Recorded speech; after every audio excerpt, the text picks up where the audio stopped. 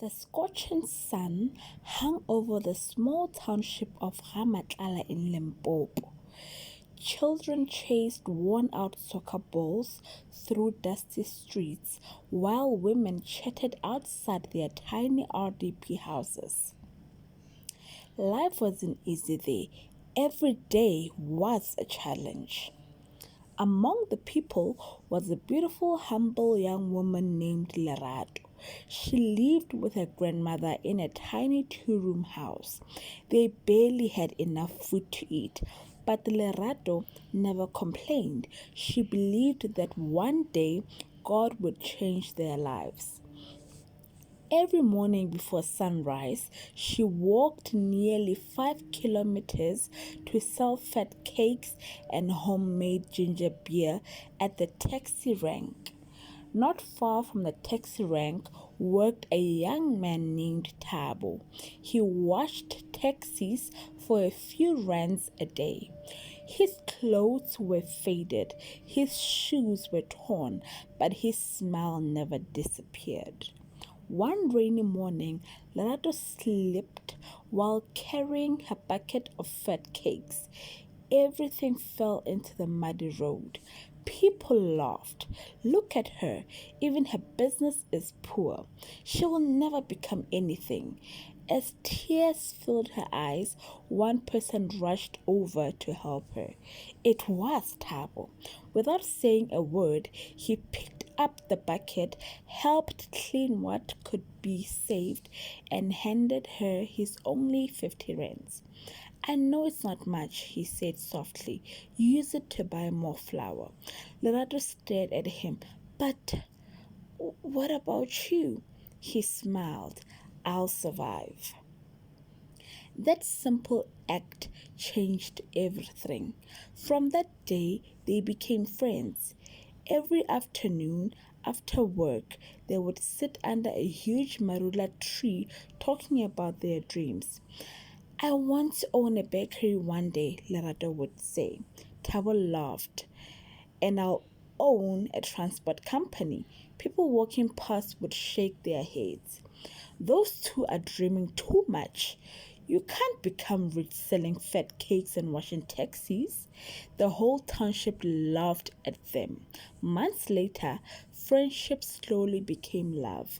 One evening, Thabo nervously held Lerato's hand.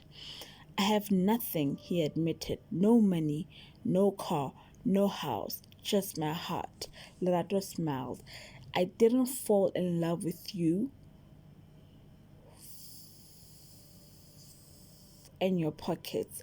I fell in love with your character. They hugged tightly as the sun disappeared behind the mountains. But not everyone celebrated. Lerato's aunt was furious. Leave that useless boy, she shouted. He's poor. He'll keep you poor forever.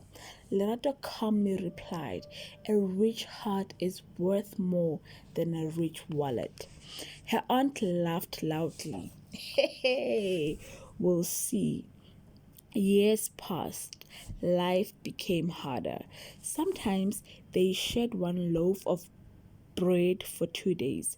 Sometimes Thabo walked over 10 kilometers because he couldn't afford taxi fare. Yet every night they prayed together. God, Thabo whispered, we don't ask for an easy life, just give us strength. One winter morning, disaster struck. The taxi owner fired Thabo after falsely accusing him of stealing money. Without proof, without mercy, Thabo returned home heartbroken. I've lost everything. Lerato held his hands. No, you still have your honesty. You still have your dreams. Her words gave him hope. The next day, they decided to start a tiny business.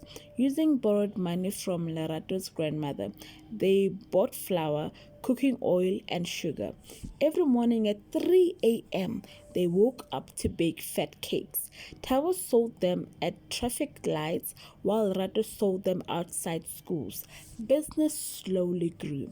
People who once mocked them now secretly bought from them because their food tasted amazing. One afternoon, a wealthy businessman stopped to buy fat cakes. After tasting one, his eyes widened. Who made this? My girlfriend, Tawa replied proudly. The businessman smiled. I own a supermarket. I need someone to supply my stores. Tawa couldn't believe his ears. Within weeks, Lerato was baking hundreds of fat cakes every day. Money finally started coming in. But success also brought jealousy.